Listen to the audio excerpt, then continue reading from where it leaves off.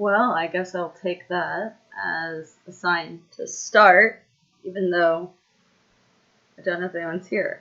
Hello, anyone who is here.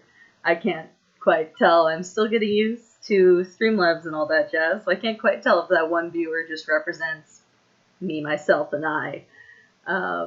Welcome to a stream.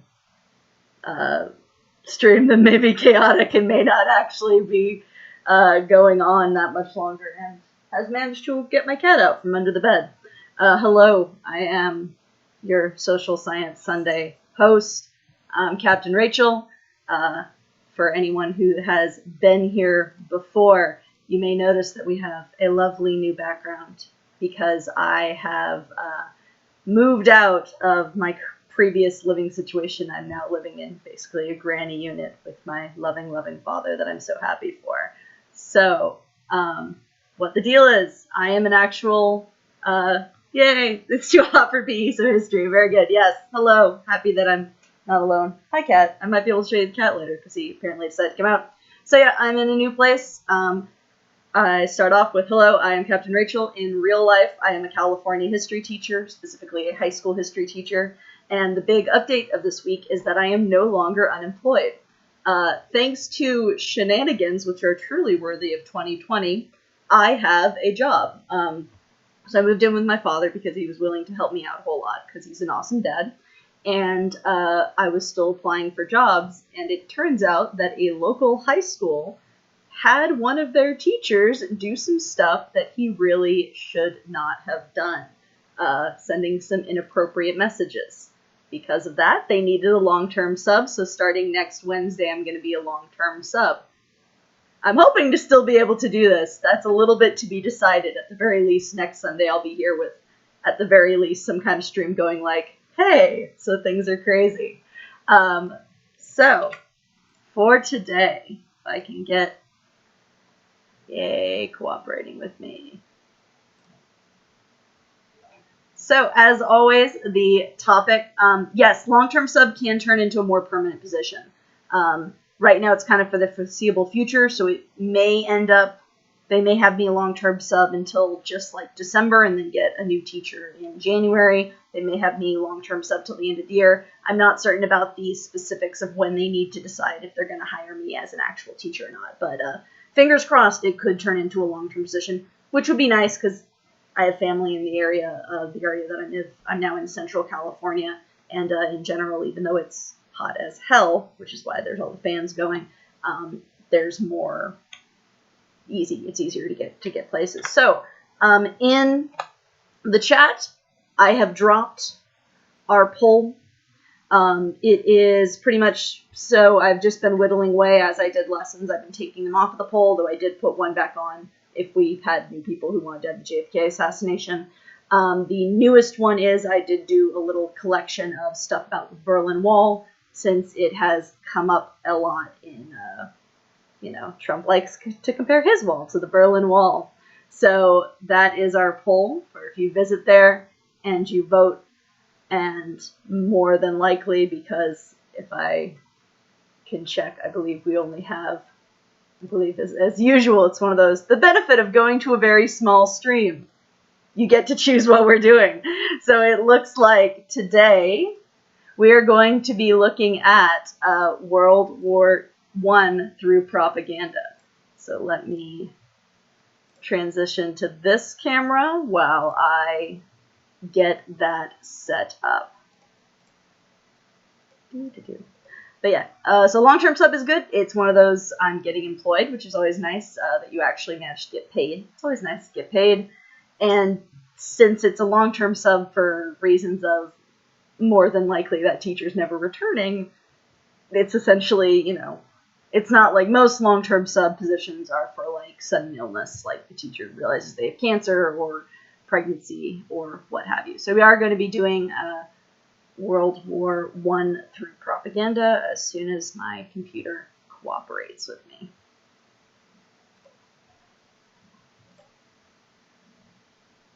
Yeah, we do see a lot of propaganda we don't realize, and the interesting thing about World War I propaganda is it's not really the first propaganda. Like, depending on how you define propaganda, it's been around for like a long, long time, but World War I is where sort of propaganda starts becoming what we see it as now. So that's strange. My computer's just like, no, I want to be very slow today and not open up things quickly. But yeah, so I'll be teaching completely American history in my new placement, which will be interesting. I have not taught American history. I've taught American, so this will be my third year teaching. My first year teaching, I taught American history. My second year, I was teaching world history and a few other classes that weren't necessarily history. Come on, computer. Why? Why must you be slow?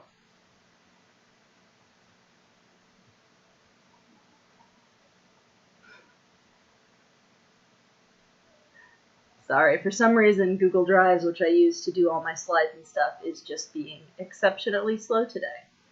And I don't quite know why, because I've got, actually, I think, better internet here than I had at my previous place. So it could be an internet issue, though I don't think anyone else in this house is using the internet right now. As it slowly loads. Hey, bud, you want to come say hi to the stream?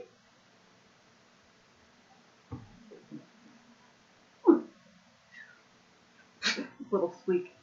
We have the history cat, who will probably at some point end up on the couch in the background. This is my cat, Nethos, who, as you can tell, is not a big fan of being held for long periods of time. He is a bit of a grump, but I named him after a grumpy character, so it's understandable that he is. Computer. We're almost there, I promise.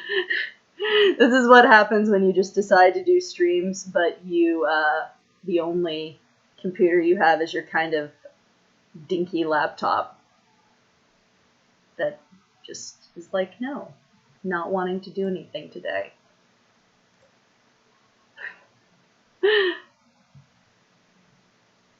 Come on. There we go. So I can get that open. It's one of those, I could probably set this all up better, but I just haven't kind of bothered to set it up better. So I've got it open. Now I'm just trying to get the screen cap to be capturing the right thing. So you can see all of the hard work that I put into doing the animations. There we go. I think we're ready. Let's get things started. Okay, so we're going to be talking about World War I. Before we start talking about World War I, we need to go over something that is going to factor into these slides, because the way that I teach World War I is through the main causes of World War I. Just bought a bear last weekend? That's impressive. So when I teach World War I use it through this, I don't think acronym is the right thing. I cannot remember the word for when every letter stands for something.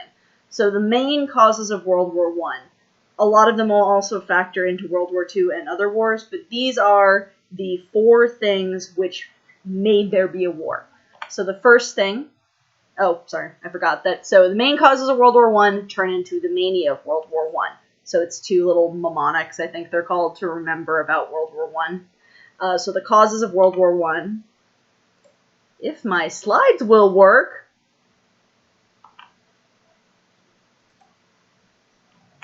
Just technical problems upon technical problems, and yeah, fun. Let's try that again. Okay, so 4 causes of World War I. Militarism is the first one. So militarism, very simply put, and I have a whole lesson that goes more into detail on this, but we're kind of going to skim them, and in general I can do a little bit less teaching about what these mean, since in general these are words that even if you haven't encountered them, you can kind of decipher them. So one cause of World War I is militarism. Before the war, there was this buildup in armies. And one of the dangers of having a big army, of having a really technical army, because World War I saw a lot of new technology being used, is the fact that, you know, as humans, we see the big red button, we want to push the big red button. So this factors into militarism. You have all of these countries that they have, you know, the new really cool gun, the new really cool cannon or artillery piece, or boats. World War I is the first time we have modernized naval warfare. So militarism leads to World War I because people are like, hey, I have this cool gun. I want to see what it does. And also people thought, I have the coolest gun. I'm going to beat everyone else with my cool gun. This is something America has never grown out of. Yeah, the bigger the army, the more likely war is to happen. Stares at U.S. military. This comes later on in the World War I unit. In an earlier part of the unit, when I first go through these, the main causes, I do a little comparison of like, this was considered a big buildup of arms, and here's what America has now. America has a lot more guns than like anyone else in the world. So militarism causes World War I. Alliances cause World War I. The reason that World War I is World War I and not some, the war of blah, blah, blah, blah, is because of all these alliances. The alliances, in some case, in the good case, alliances act as a support system, that they allow countries to kind of stand up to bigger countries, to worse countries, because they go, hey, I on my own may not be a big threat, but if I call in my friend England, you're going to have a bad time. The problem then is, if you don't trust that England will come in, I can pull all these other countries into war. So World War I should not have been a world war. In any kind of like sensible world, it should have just been a small war between one or two countries, maybe 3 or 4, not between like essentially the whole world. But alliances pull everyone else in, so they're going to cause World War I by pulling in people that shouldn't be involved. A king essentially gets assassinated. It's not the king of America, the assassin is not American, but America ends up fighting the war that results. So, militarism and alliances. Next one is nationalism. The way that I always explain nationalism to my students is, there's more of it, but the way I remind them of what nationalism is I go, it's America, hell yeah. It is the liking your country to a bad extent. It's okay to have pride in your country, but the problem with nationalism is that it means my country's better than everyone else, so everyone else should fall underneath me. So in some ways, World War I was being used by a bunch of countries to try and prove that they were awesome. And that ties back into the militarism. I have this big gun. I'm France and I have this big gun. I'm Germany and I have this big gun. I want to see who has the better big gun because the big gun is going to be which country's the better. Yeah, nationalism is patriotism on steroids, yes. Definitely nationalism is still a problem, and when I teach it, I have to be careful, especially now that I'm in the Central Valley, which is unfortunately, Central Valley is the middle of California, for anyone that doesn't remember their geography or doesn't know it. It's basically the South in some areas. There is just a few blocks away, there's someone who has I think it's the Gardner flag, which is the rattlesnake flag. Just like the next door neighbor has Trump and Pence signs out. It's very red. For California in general is a blue state. Central Valley is the red part of it. One of the big things you'll see in the area, there's a lot of farming in the Central Valley, and you'll see big signs that say stuff like Congress created Dust Bowl and is growing food wasting water. So that's kind of the area I'm in. So I probably won't be making this comparison as much, but I will often compare nationalism to, the Make America Great Again hats, which I think most people watching this, both now and in the future, are not fans of. Hello, I'm not a Trump supporter. Disclaimer, I'm not. So the next thing that is part of the cause of World War I is going to be imperialism. So imperialism, you have to remember that World War I in some ways marks the sort of beginning of the end of the days of colonies. There's new forms of imperialism that still exist to this day, but when the world goes into World War I, they're going into a world where the sun never sets on the British Empire. They're going into a world where part of the strength of a country, part of the glory and importance of a country was how many colonies you had. So at this point, England has colonies all over the damn world, hence the sun never sets on the British Empire thing. But most other countries do as well. France had colonies. Germany had not as many colonies as others, but had colonies. Pretty much all of these European countries have colonies. America even had colonies. We still have colonies. Hawaii was a colony. many other places. So this is the main causes, and then we rearrange it by saying what kicked off World War I, what started the war, was the assassination of Franz Ferdinand. So assassination of Franz Ferdinand, killing essentially a king, simplifying a little bit, and then that started all these little pulling on the different alliances. So you end up with, starts off with it's just two little countries facing off with each other, ends with, the division of the world into two parts. And one of the interesting things that I don't really go over as much in this unit, or in this lesson specifically, is the fact that World War I was in some ways a big family squabble. Because pretty much every country in Europe, with like the exception of France, had a monarchy of some sort. They had a king and a queen, they had a czar in the case of Russia, they may have called them different things, but they all had royals. And all of those royals were married to each other, because, princes only marry princesses, and there's not that many people in the world, especially factoring in, racism. King of England's not going to marry Princess of India or somewhere out there. And at this point, England controls India. So, England should have kept Hong Kong? Sort of. It's one of those, I kind of can agree with that, but in many cases, it falls back on the, it's more complicated. But that's definitely, there's not that many invalid history things to have. Yeah. Oh, yes.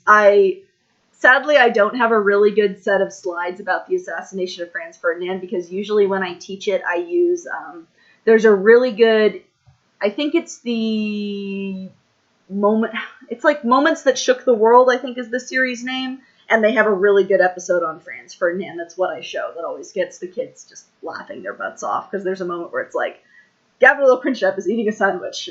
That really makes them laugh. So, the reason I go into this is because when I teach this sort of normally to a class full of kids, one of the things that they would have, because they would have an associated handout to complete along with it, so I can check their learning and so they just don't fall asleep in the back, would be that they're comparing these images, these propaganda images, to these causes of World War I, these elements of World War I. One of the things that this unit focuses on is how different World War I was from other wars. That there'd been this slow buildup of technology. But the thing was, there was a buildup of technology, there weren't as many wars happening. So it's kind of like if there was all this, it's kind of like with technology. If there's really cool tech being developed, but it's not being released to the general public, it kind of can shock us when it comes out. That usually doesn't happen as much, but you can see how that would happen. World War I is kind of the equivalent of that, because World War I was the first sort of total war that Europe had experienced in a long time. There had been total wars in the past, but this is the first sort of modern total war. And a total war is when a war affects civilians and requires countries to devote all of their resources to the war effort. Previously in Europe, there had been wars, but they'd been happening elsewhere in the world. You'd had England having wars in Africa, for example, or in India, wars of conquest. Those wars didn't affect the normal person sitting at home. World War I is one of the first modern wars where everyone is affected. Even if you're an American during World War I, you're going to be very aware that there's a war going on in a way that hadn't happened before, and since then hasn't really happened. America's been at war the majority of my life, it feels like, and while that has impact on me in a normal day-to-day sense, it doesn't. We don't have rationing, we don't have, as much sort of constant awareness of the war as you had during World War I. So, some examples of this. In total war, every able-bodied civilian is put to work. Total war is good for the unemployment rate, because there's all these new factories that need to be run. There's people that need to be in the army. So during a total war, your unemployment rate is going to be, very, very low. Sometimes during total war, your own workforce, your country's own population is not enough for the war effort. So you'll have things where you'll have, essentially slave labor. That does happen to a small extent in World War I. It's more common in World War II. The Holocaust is an example of what happens when your own country does not have a big enough civilian population for the war effort. However, it does happen in World War I. In World War I, there's things like civilians in German-occupied areas of Belgium and France who are forced to work as German farmers or factory workers, but it's not to the level of Holocaust. Very few things are to the level of Holocaust. And that you don't really get that as much outside of kind of Germany, mostly because that's where, the sort of center of Europe, think border with Germany and France, Germany itself, that area is where most of World War I is taking place. But you do have countries relying upon their colonies. So Britain and France specifically, because they're the two big sort of colonizers, they would use workers from their colonies to work behind the trenches. So they imported labor. It's less of a sort of forced thing. It's a little bit more optional. It's a little bit more they're calling in troops from the colonies, but they're still pulling in resources to Europe. So the big thing with World War I, the thing that we're going to be focusing on in this lesson, is propaganda. And propaganda is interesting because when you're teaching about it, a lot of students will have heard the word, but they don't necessarily know what it means. It's kind of a word that they're used to just kind of throwing around and not really knowing if they're being right and how they throw it around. So one of the things I always have to do when I teach this is sort of go, here's what propaganda is. So our little dictionary definition, I always try and do like a dictionary definition, and then Miss JC talks things through in like a roundabout way that hopefully gets it into your brains. Propaganda is information that is not objective. It is information that is used primarily to influence an audience or further an agenda. Propaganda is you are trying to convince someone of something. And it's not objective. There is a clear slant to it. If you got two different pieces of propaganda, they would conflict with each other if they're from two different sides of the war or whatever they're using. Governments have used propaganda to enlist new recruits, to encourage rationing. Why is my clicker being so slow? That's what keeps throwing me off, is my little advancing is not advancing at the level it's supposed to. Come on, work. There we go. And rationing, I now have the lovely opportunity of comparing rationing to COVID rationing, whereas previously it was one of those things I had to explain a whole lot more. But, we all know rationing. I think most grocery stores still have some kind of thing in place where you can't buy more than a certain amount of toilet paper. So it's limiting the amount of certain goods that civilians can buy so that there's enough to go around. Encourage people to join the workforce. Get citizens to buy war bonds, which are saving certificates. Essentially, you would buy them for pay $5 for the war bond, and then at a certain point in the future, you could turn it in for $10. It's a very simplified version of what it is. So it's kind of investing in the future, provided that your country wins the war. If your country doesn't win the war, your war bonds are not exactly worth much. Propaganda posters targeted men, women, families, children. They could target a whole variety. So propaganda is not one solid thing. There are shades of propaganda. There are different kinds of propaganda. Yeah, that's a very good point. That propaganda, the information in propaganda can be objective, but how it's presented and also what information is presented, can definitely lead to what it influences. For example, this is going to be a bad example because I can't remember my specifics, but you'll see a lot of things like I've seen a lot of anti-transgender stuff that focuses on the suicide rate for transgender individuals, but doesn't present the information of, that's not because they're trans, it's because the reaction of other people to them being trans. But you can definitely have information which is objective, but that is presented in kind of a non-objective way. So we're going to be looking at a whole bunch of propaganda. I'll be sort of describing it the way that I would describe it for other people, and then we can chat about it in the chat. If we were doing this with actual students, they have kind of a sheet to fill out where they have to describe what they're seeing. They have to say, who they think this propaganda is intended for. Like, is it intended for men? Is it intended for women and children? Is it, who is it intended for, and what is the message of the propaganda? So when I do this lesson, I go through it with them. I go, okay, how would I describe this if I'm filling out? The poster is not gay enough for the Navy, but you could argue that it kind of is, because maybe it's that she, I don't know. Maybe it's that, I don't know exactly. There was some argument I once heard that was like, oh, this is gay, but it is I kind of love it just because it's so ridiculous. But so the way that I would explain this to students to show them what to do is I'd say, okay, first thing is we're going to describe this with words. We're going to describe it like you are trying to describe it to someone who can't see. It could be femme, could be trans individual of some sort. Everything can be gay if you try hard enough, and sometimes even if you don't try that hard. Gee, I wish I were a man, I'd join the Navy.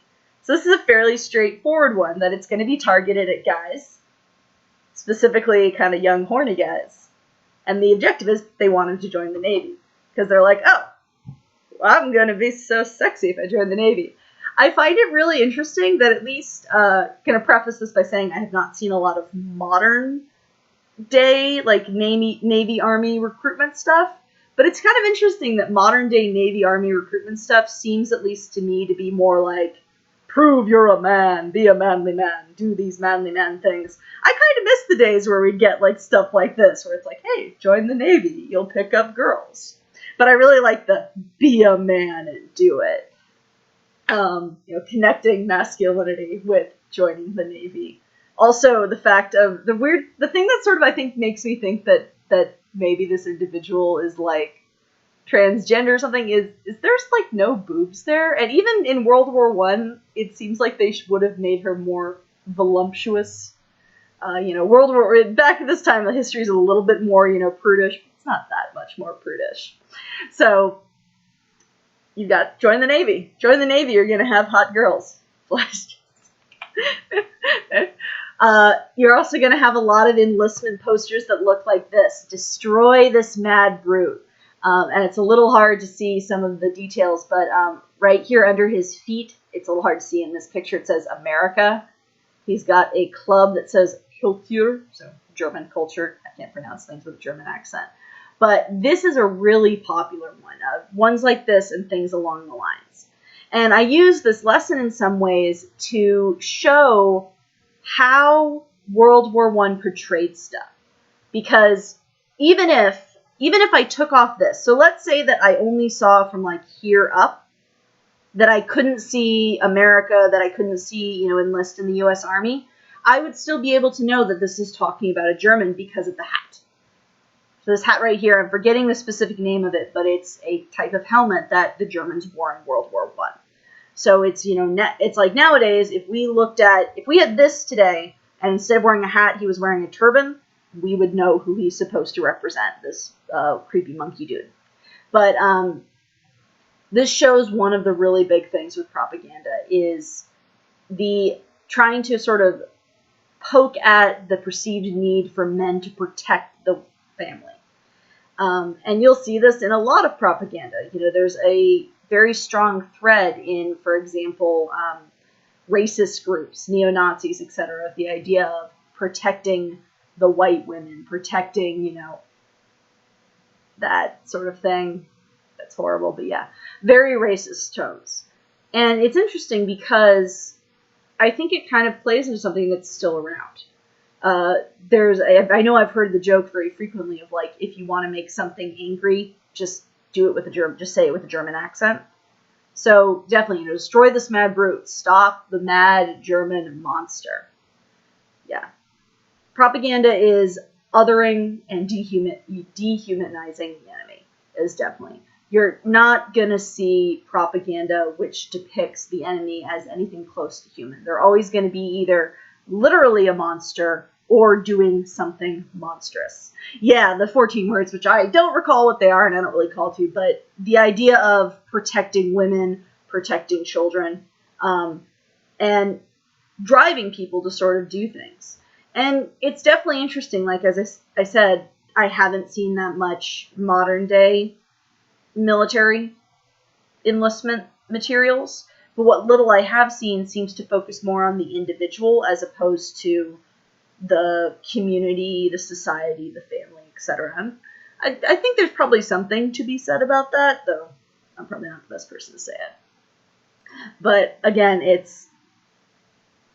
Full Metal Alchemist does an amazing job of showing off propaganda. I think to a lesser extent, though still an interesting depiction of propaganda in culture and media, is Avatar, The Last Airbender. I recently was rewatching Avatar, The Last Airbender on Netflix, and the whole, there is no war in Ba Sing Se, if you control the narrative, you control a lot of things, actually connects really well with World War I. If I remember, I'll talk a little at the end of this thing about how that connects. So you've also got stuff for at home, because you need to remember that World War I, there was a version of the draft.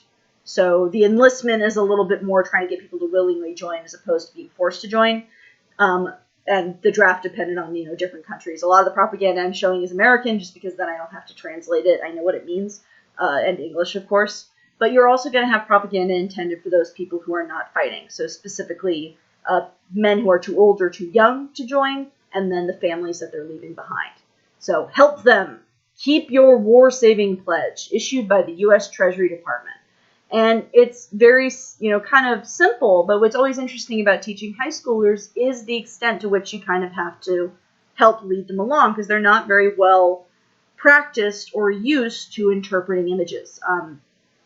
The amount to which depends a little on the high schoolers. For example, the class that I was teaching this past school year that ended, I was teaching world history to freshmen. So I was showing these very images to freshmen.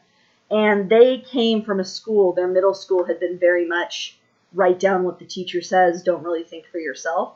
So a big thing was trying to get them, sort of holding their hand and guiding them through the process of looking at an image, which I think a lot of us sort of are a little bit more used to, but it's definitely something new. So even something as simple as going, hey, here's the war-saving stamp, and reminding them what a war-saving stamp is, that it's the same thing basically as a war bond. So this is, you're saving money by you're giving money to the government, and the government saying, hey, in 10 years, if you still have this, we'll give you money back. And they're showing, okay, those war stamps, all these war stamps are going to become guns. They're going to be helping the troops fight. And that's something that the students may get that at kind of a mental level, that they understand, like, oh, it's saying that it's going to do this, but they're very bad at vocalizing it. So it's always very interesting to one of the interesting shifts of going from, studying history in college, because I had a BA in history, normal college degree in history, I got my master's in education, to taking that and then going to actually teaching it, is going, okay, I need to be teaching to, in some cases, the lowest common denominator, while still allowing students a chance to, rise to the occasion, to learn more, to challenge them. But war savings pledges, big part of World War I, big part of World War II. Again, the government needs money, because the government can't just print money. And I've had previous lessons. I have a really good lesson showing why you can't just print money. Unfortunately, I don't think it would translate really well to a live stream, because it involves actually putting out play money and buying things. And I need to figure out a way that I can teach that lesson if I end up teaching world history in a COVID situation, because there's some lessons that just work a little bit better when you're actually in person. This is one of my favorite ones, because I really like the difference between what the actual message is and what the surface message is. I think the government is too. I'm not sure of the specifics. I mean, it definitely depends on the government. And it's definitely one of those, I know I've heard stories of people finding, war bonds in their grandma's attic that they can get paid back. But I'm not sure specifically how the government paid those war bonds. I'm willing to bet that it involved adding to the national debt in some way. But I think that it might depend a little bit on the war bond. If there might be some that expire after a certain amount of time or something. But it depends on the specific war bonds, I believe. But I don't know specifically. But so I really like this piece of propaganda, because I love how there's two different messages. Because if you just look at this, quickly, or again, this would be a big old poster that would be up somewhere in public. This is pre-internet. This is pre-TV. There's movie theaters, but they're not very good. But there's there's silent theaters, and it's not even the golden age of silent theaters. And there's radio. But the main place these would be is up in the center of town. So you've got, on one hand, when you look at this real quick, free trip to Europe, invitations issued today. But then the actual, this is an example of always read the fine print, because the fine print is all eligible men will be given free clothing, food, money, steamer and train accommodation, and a trip full of adventure and interest, forming the greatest event of their lives, to do their duty at the place where every fit Australian should be standing shoulder to shoulder with his present defenders in Europe. Invitations on themselves, diplomas of honor forever will be issued, and companies I cannot talk today. Comradeship established today on application to any recruiting officer.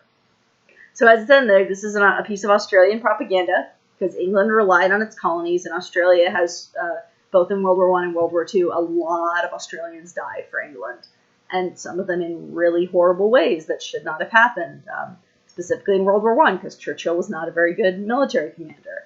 But they're, on the one hand, kind of trying to get you to go, wait, European, how would I get a free trip to Europe? Isn't there a war going on? And then when you go quicker, they're appealing to you. They're appealing to you at a couple different levels. So for some, the appealing part of this would be clothing, food, money. There's, unfortunately, even today, the U.S. Army and the various branches of the U.S. military do really good when they're recruiting in economically depressed areas. So for some, it's, hey, if I join the Army, I'll be clothed, I'll be fed, and I'll have some money. I might get shot at and die, but that's, quicker than if I don't have a job at home, if I, have family that I need support. And then they're relying on the war as a whole sense of adventure. When World War I kicked off, it was one of those things that everyone thought it would be done. It kicked off, oh gosh, I'm forgetting my dates. I'm horrible with dates. But it kicked off late fall or maybe mid-fall. Everyone thought it was going to be done by Christmas. It was not done by Christmas. But everyone thought oh, this is going to be a splendid little war. This is going to give us, it's going to give us glory. So this is similar to, the appeals of, you'll see it nowadays in, specifically what sticks in my mind is when I was younger, seeing recruiting information for the Marines, where it's the few, the proud, the Marines, where they're in their fancy dress uniform with the sword and everything. So this is, kind of on some, themselves diplomas of honor. It's saying, if you want to prove yourself as a manly man, if you want to prove yourself as worthy, become a member of the Army. Yeah. Comradeship is just drinking buddies. And drinking in war is a time-honored tradition of, back on the sailing ship days, you got your rum ration where you had a certain amount of rum every day or whatever. They tried to sort of cut down on drinking in the Army starting around this time, but still, I drank a whole lot. There's a whole lot of stories about moonshine. But it's very interesting of, at least the areas that I've taught in, I've had a few students who have told me that they've been considering the military, though those students tended to be the ones who, at least from what seemed for me, was that they weren't really thinking about their future actually all that much. Most of the students who said, oh, I'm going to join the military, were the kind of students who I'd be going, hey, you're going to fail this class and not pass high school. And then I would have to pull out the hey, you kind of need to pass high school in order to get in the military. I'm sure there's ways around that, but at least the stuff they put out says that you want to. Yeah, rum was also healthier for you than the water, which is definitely going to be true of World War I battlefields. World War I is the trench warfare. It's, if you've seen, I really actually like the scene in Wonder Woman where she's crossing no man's land, because even though, it's a superhero movie, it's a really accurate portrayal of no man's land. And maybe after, depending on time, etc., we'll look at some images of that. So this one is South American, I believe. I'm forgetting specifically where it's from. But again, we're seeing atrocity stories. So while we had previously the Stop This Mad Brute with the Germans as this creepy monkey monster, now we're seeing the Germans, because again you can tell via the hat, by this little hat with the spike, German dude, are being portrayed as human monsters. So crucifying a presumably Allied soldier, or not German soldier, and we're having the Americans come to the rescue and saying specifically, your Liberty Bond, war savings bond. So again, the money thing will help stop this. This is in reference to a atrocity story. That there were several stories out there that their origins are kind of shrouded in myth about stuff that happened during World War I. So this is a story that started circulating among, I believe, Canadian troops, where there was a rumor that the Germans had crucified several Canadian soldiers, specifically on a barn door, or on the sides of a barn. There's been some investigation into this. As far as we can tell, there's no official accounts of it happening. That's not saying it couldn't have happened, but while there were definitely atrocities in war, there's always atrocities in war, and there were definitely atrocities in World War I, as far as we can tell, this sort of falls on the side of probably didn't happen. The much more famous example of atrocity stories from World War I being the corpse factories of World War I, which I don't think I have an image about because it's kind of hard to find a sort of more simplistic one to show to the students. But the corpse factory myth. In World War I, there was this rumor, and the rumor said that Germany was so hard-pressed for various resources that they were using the corpses of their own soldiers for various things. So there was, some of the rumors said that the corpse factories were using the skin as leather, were using fat to make candlesticks, etc. This was completely made up. The way that it was made up was basically a printing mistake. There'd been a newspaper that had an image of horses transporting supplies and an image of the bodies of the dead being transported. And they'd accidentally swapped the descriptions. So they put the wrong description under the image. A military officer saw that and thought that it would make a good propaganda story. So they started spreading these rumors, partially as an attempt to kind of embolden the non-German soldiers to get, American and U.S. soldiers fighting, American and English soldiers fighting harder, and partly as an attempt to demoralize German soldiers. So there's a lot of stories kind of circulating from World War I and from later wars. Some of them may be true, some of them we're pretty darn sure they're false, but they led to this environment where, again, you want your soldiers to see the enemy as inhuman in some way. If they see the enemy as inhuman, it's going to be a lot easier for them to run in and kill the other person. Because, at least for most of us, killing is not something we do very easily. There's always a few that it comes easy to, but not all of us. Yeah, he would definitely make great propaganda posters.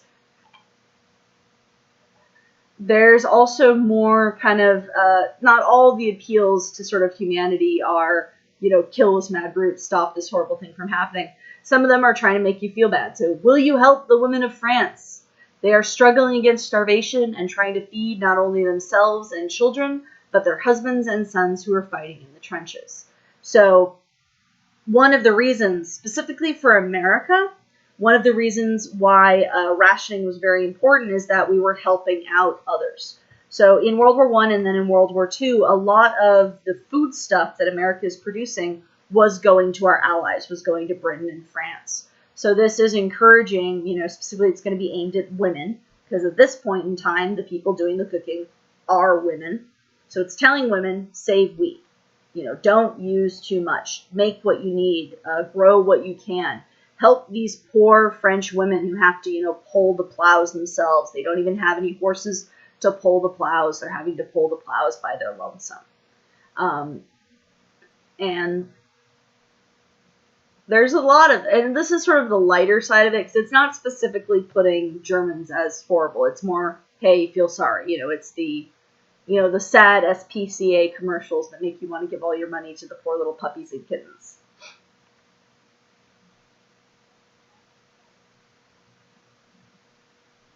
For some reason, my slides are being very slow to advance, and I keep worrying that if I double click it, it's just going to go to the end of the slides. This one I've definitely is a sign of the times. Help her fill a pipe for a fighting man in France. Send your money to the Morning Telegraph, official organ in New York City for our Boys in France Tobacco Fund. So, the way that you can support the troops is by sending them tobacco. I like to imagine, like, I kind of really hope that at some point in the future. So, one of the things I always. Let me back up before I say this. One of the things I always encourage students to do is to make me illustrations that I can put up in class. So I'll have students who've made me like history memes. I think I've shared a few on Jeff and also on the Hannah and Jake Discords. I've encouraged students to make me historical memes. I've also encouraged students to like make me like just pictures, like any kind of picture. So like I had a student who did this really cool like revolutionary France poster. Sadly, I don't have it with me. All that stuff's in a storage unit. But I really, really want to find a student who will make this poster, but remake it so it's about, like, vape. Like, send a vape to your fighting boy in France, which I think would just be hilarious. But yeah, this is showing that the propaganda is not always government. So the previous propaganda we've seen has been government issued. They're being issued either by the army to try and get soldiers, or they're being issued by various, factions of the government to try and encourage rationing, etc. This, we can specifically say from the poster, is by a paper. The Morning Telegraph has apparently joined with some other group to create a fund in order to buy tobacco for the poor, injured people in France. So yes, I just love, we got our Red Cross nurse helping the poor injured soldier, but you notice that he is very aesthetically injured. He's just, he's got the one arm that is broken, injured, but it's not even that injured. He's not a horrific burn victim or anything. It's just, the pleasant injuries, which is kind of being like, oh, I can help in this way. I'll give up my tobacco for, the guys fighting in France and, put a little penny in the jar. And it's also helping to sort of reinforce the idea of the war is not that bad. There would have been definitely reportings about how bad the war is and, people getting notices that their loved ones had died. But in some ways, the newspaper reporting at the time of World War I, and to a lesser extent, but still pretty true in World War II, was very much controlled by the government. Less so in America, but in Germany, definitely. So it's one of those that we talk about freedom of the press, and freedom of the press is a very big, very important thing. Freedom of the press was kind of almost, I'd say, like, they gave it up patriotically. A lot of newspapers would just not print stuff that was kind of critical to their side. This was to a very heavy extent in Germany.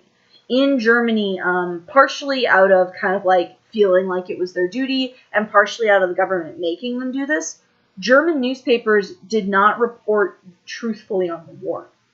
German newspapers, basically right up until the end, were saying we're going to win. So they would over-report victories and under-report failures. They would, make the failures seem like, a minor setback, and make even the most minor victories seem like the best thing in the world. And yeah, pictures stick with you better than a long, boring article. So so that's going to be a thing that even though this isn't being done by the government, it's being done by a private organization, the way they're choosing to portray the soldier is very minimally injured. Like, oh, he's been injured, but it's not a big deal. It's okay, And again, even this can feed into even though this would be for, people at home, people who have some money to spend to drop in the tip jar for this tobacco fund, it's still helping to contribute to other ideas of the war. Because if you're a guy who's just been drafted or just joined up and hasn't yet been sent over, you see this and you go, oh, I won't get injured that bad, and there'll be a cute chick who's going to fill my pipe for me. Yes, that's a very good point out. The style of reporting in Germany was a big contributor to the stabbed in the back myth. And that's one of the things that I always I emphasize it more later in the unit this lesson is from, because that's when we get toward the end of the war. The stabbed in the back myth's origins connected to newspaper reporting and such, I feel is really not talked about as much as it should be. A lot of textbooks will kind of use the stabbed in the back myth, and they'll talk about it as if it's a conspiracy that came from nowhere, when it had a very big buildup. But yes. Even if you can't join the army, you can still help the war. You can be on the job for victory. The United States Shipping and Board Emergency Fleet Corporation. Can't read. So, although a lot of the propaganda posters and such that are going to be aimed at men are going to be aimed at men to fight, there are going to be those that you do need, men at home. When we think about women in the war effort, we're really thinking more about World War II. Women did contribute to the war effort. There was a movement into jobs left vacant by men who went to fight, but it's not as sort of big of movement as you'll see in World War II. So there is a little bit of a shift of women taking jobs that previously would not have been offered to them because the men are all off fighting. But it was much more of a sort of temporary measure and done with more of an expectation of we're going to give up those jobs than in World War II. World War II is when we get the really sort of huge advances for women's rights just via the fact that women had fought, had got those jobs. So World War I has less of an impact on the sort of everyday lives of men and women. And even though it is there's a lot of soldiers who go off, it's not quite as much as World War II. One of the reasons for that is that World War I, despite the fact that we call it a world war, World War I really was only happening in Europe. There's a few other battles elsewhere, but they're not really as important, especially when compared to World War II. World War II, we're really talking about there's the European front and there's the Pacific front.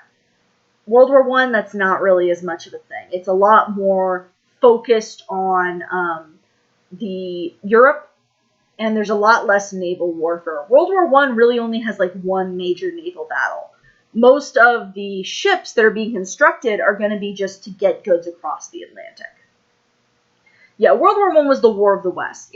There's enough of a world involvement for it to be worth the name of World War I, but it's not this global conflict that we have in World War II. In many ways, World War I is the precursor to World War II. It's the kind of smaller, lower budget of what will eventually be World War II. But they're encouraging people, again, of don't just be on the job, don't just be employed in a meaningful career. So there's this shift of the value is going to be in stuff that supports the war effort. And part of this is to get people to join those jobs, to get people to be aware of it, because this is in some ways it's basically a recruiting poster. It's saying, hey, there are jobs, we need to build ships, we need to do this. So in some ways it's a recruiting poster, because it's not like the internet where you can't just have, massive job recruiting boards. But it's also, on some ways, it's come join this worthwhile occupation. In other ways, it's, again, trying to show it that it's valued. Because it's really good for the government to be like, hey, joining the army is a big deal, but you still need people to, do the fiddly stuff. Like, even in the army, there's people in the army who your job is you're going to go dig toilets. Not every person in the army is going to, be bravely leading the charge up the hill bearing the flag. But I also use this opportunity to say that it's very likely that some of my propaganda posters for this lesson are actually from World War II. I tried my best to get World War I posters, but it's kind of hard. Most of the propaganda posters and lots of the ones that I really like are from World War II. And so I do a kind of similar unit in World War II to talk about that. But definitely. It's, it's the thing. Go to the next slide. There we go. Here's an interesting one because you've actually got more of an injured soldier. So what are you doing to help? Join your American Red Cross. So American Red Cross, they're talking more about subscribing. So it's saying basically donate money. So you could join the Red Cross as a nurse, as a doctor, etc., and go over and fight. But this is more asking for money. And that's kind of interesting that, again, you have a more wounded soldier as opposed to the last one with the tobacco fund. We've got the very attractive, nurse all in white, looking lovely, no blood stains on her outfit. But then our soldier here is interesting because he is more injured. He's got that same, nondescript arm wound, but then he's got this whole head thing going on, which is interesting because on the one hand, he's still conventionally attractive. He's not, the bandages are nice and clean, they're nicely wrapped, he's still got his face there. He doesn't have his eyes, which is a bit of an interesting thing. But one of the sort of interesting things to do, I wouldn't necessarily do this on a high school level, but, do it more as looking at it with you guys on the stream, of the choices involved. Because that something like this was not just drawn by one person. The way that stuff like that works for advertising is there's going to be at least, 2-3 people involved coming up with the idea and drawing it. So it'd be interesting to know, it's one of those things I'll never know it, but I'd be interested to know, how much debate was there over how injured this soldier should be? Because obviously, it's a bit of a balancing act. You want the soldier to be injured enough to make people give money, but you don't want him so horrifically injured that it drives people away.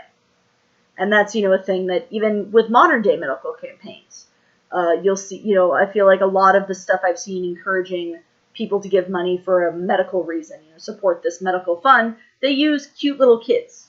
They don't use really, really horrific injuries, or they use pictures of people. They'll maybe show one image of someone in a very bad image, and then they'll show images of them recovering. So again, total war, connecting us back to that total war idea, is that everyone is involved. These would be the fabric of your life. That this would be, what you saw up on the walls when you went to go get groceries, when you went to go get this, that you'd be aware of this. And even though it's not a horrific image of a soldier, it's still impacting you more than, you don't really have that now.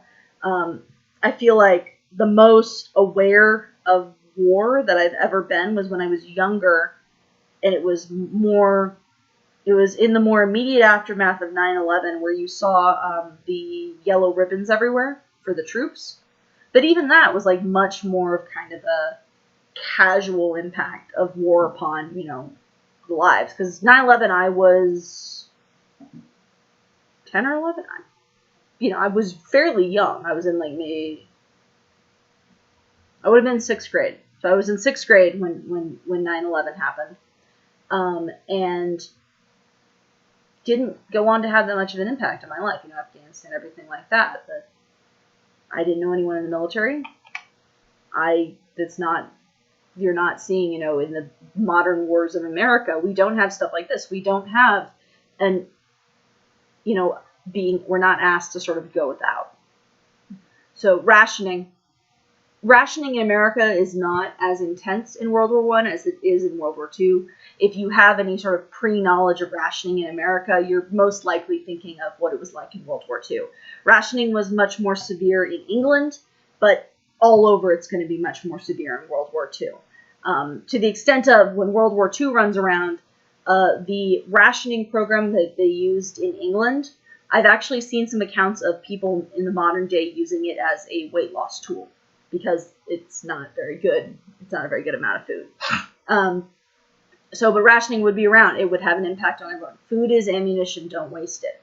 So again, directed at women, because the women would be the ones at home, the ones who are the ones who are buying food, and it's connecting it, saying that even when you're grocery shopping, that's an action that's going to help or hinder the war. Yeah, so I had I said I was in 6th grade. I actually, when 9/11 happened, I was in 6th grade. I actually didn't know it had happened because the week or so around 9/11, my 6th grade class was on a outdoor education trip. So we went to Catalina Island, which is a little island that has it's like a marine sanctuary. So it's kind of a science-y trip that you learn about the ecosystem, and you go snorkeling and stuff like that. So my 6th grade class and the other 6th grade classes in the school were off on this island. And the faculty and teachers made the decision not to tell us about it. Because, we're off on this island, we're away from the home. So we came back. We arrive in very late at night because we had to take a bus down to the port and come back. And we arrived very late at night, and I have this very distinct memory of as we were driving back up from the Los Angeles port, or whatever port it was that we'd gone over to the island on. We're driving back up on this big, big school bus. And I remember seeing a flag that we passed by, like one of those towns that just has a big flag. And I remember seeing that it was at half-mast and wondering why, because I knew that, half-mast means X, Y, Z. It can mean death of someone in the area, tragedy, etc. I remember seeing, going, I wonder why that flag's at half-mast. My dad comes to pick me up, and he's like, okay, we need to go to the grocery store on the way home. And we go into the grocery store. He goes in the grocery store, leaves me in the car. He comes back out, and he goes, do you know what happened? And I was like, what? And then he took me home, and he told me everything. So it was kind of, I never really had, so, everyone else is like, where were you when you saw the footage? There wasn't any. I was on an island. There wasn't a TV. It was after the fact that I was seeing it on newspapers and stuff. And what was interesting, for me especially, was after that, I went to France, because I went on an exchange program in France, and so it was very much a different experience than other people. But sort of the comparison I'm making is that if 9/11 had launched America into total war, we would be in a position where we would be having, rationing. We would be having this. I'm not much of a modern history person, since the way that sort of history works in high school is you are trying like hell to finish the Cold War before the semester ends. So I haven't really been in a position where I've been able to do much modern history. But I think a lot of the reason that we're not in that is because of the buildup of the American military to the point where it's kind of its own thing. And as I've said on a previous stream, I'm not a fan of the military. I am a supporter of the people involved in the military. Because I think that, it kind of sucks to be them in some cases. So I'm a fan of the people involved. I'm not a fan of the military as a whole thing.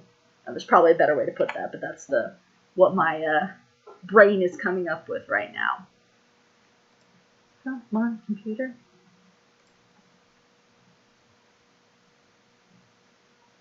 I think when I exported this file, it decided to do the really long transition between slides.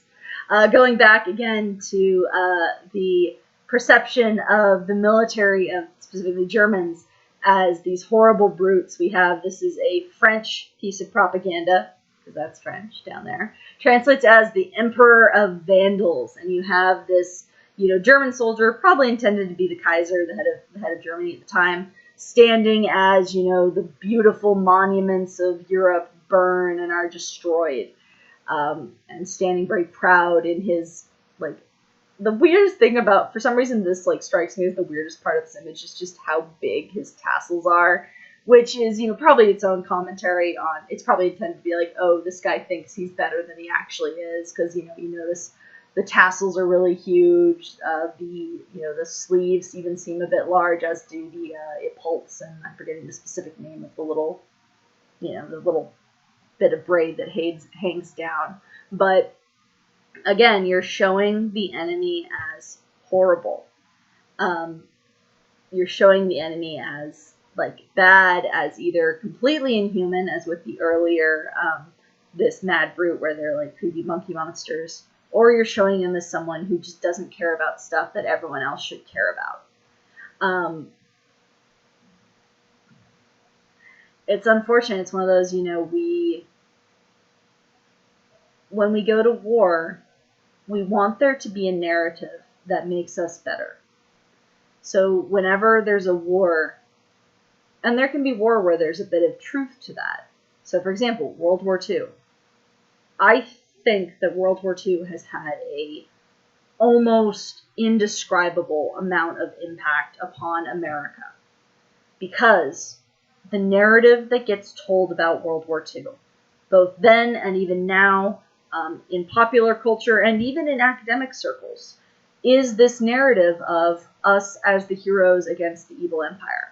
There's a reason why, Star Wars takes a lot of Nazi images, aesthetic, etc. for the stormtroopers, for the empire.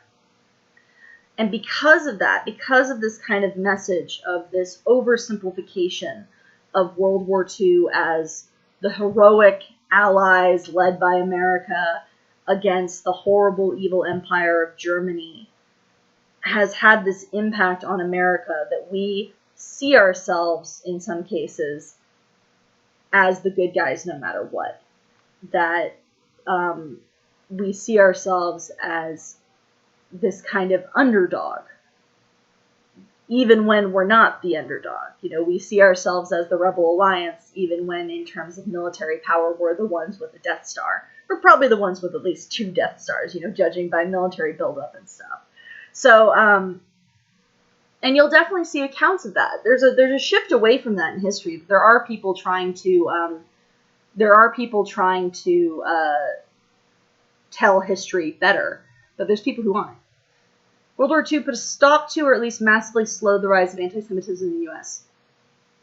Sort of? Not really. I'd actually argue that World War II didn't impact anti-Semitism in the U.S. After the war, and actually a fair amount afterwards, was when that happened. Because the knowledge of the Holocaust was actually not as widespread as it is nowadays, even in the immediate aftermath of World War II. There's multiple reasons for it. One of the big reasons being that at the end of World War II, America wanted to make friends with Germany really fast so we could fight Russia. So there was this kind of softening almost of the Holocaust, or at least a portrayal of the Holocaust as being primarily Nazis, and America killed all the Nazis, so you don't have to worry about that, when that's not the case. So there's still a lot of anti-Semitism in the U.S. I think it's just that in ways that we don't notice. In ways that are... I'm trying to figure out how to say it. I think that a lot of anti-Semitism in the U.S. goes under a different name. So, I know definitely that, my thoughts are not working correctly for this, that you'll have, in the immediate aftermath of World War II, there would be anti-Semitism that went under the name of anti-communism. That, for example, I believe, and watch me be horribly wrong on this, but I believe that the most famous case of Cold War anti-communism fear is the Rosenbergs. So the trial of Ethel and Julius, I believe were the names, husband and wife Rosenbergs, who were convicted and executed for spying on the U.S. for the Soviet Union, for stealing secrets involved in the bomb, in the atomic bomb. There's a lot of incidents which sort of indicate that it's not all gone. I think the reason that I think anti-Semitism is more of a problem in the U.S. than most people realize. I think the reason most people don't realize it is because of the level of assimilation. Is that they're, again, in general, not an expert, sort of speaking without having prepared stuff on this beforehand. In the United States, the vast majority of, at least this is what's, again, not an expert speaking, just kind of off the cuff of my head. In the United States, the vast majority of Jewish individuals are not easily identified as Jewish individuals. There are, I think it's Hasidic is the more traditional, where they wear, like, for example, their sideburns in that specific way. So there are communities. For example, I know there's a large Hasidic Jewish community in Los Angeles and in New York and other areas definitely as well. But in general, American Jews are not easily distinguished. So what we tend to get is more anti-Semitic in general, like sort of casual anti-Semitism that you'll see in a lot of conspiracy theories and stuff like that. you do still get a whole lot of kind of, they won't specifically say it's anti-Semitic, but they'll say stuff like about the Illuminati, where a lot of people that believe in like Illuminati and similar like New World Order stuff kind of tend to believe that Israel's involved and that Jewish individuals are involved. And then you'll get, kind of what makes the news a lot is attacks against Jewish property. So spray painting synagogues, desecrating funeral graveyards, etc. I do think that it is more of I think there's a lot of anti-Semitic belief, behavior, etc.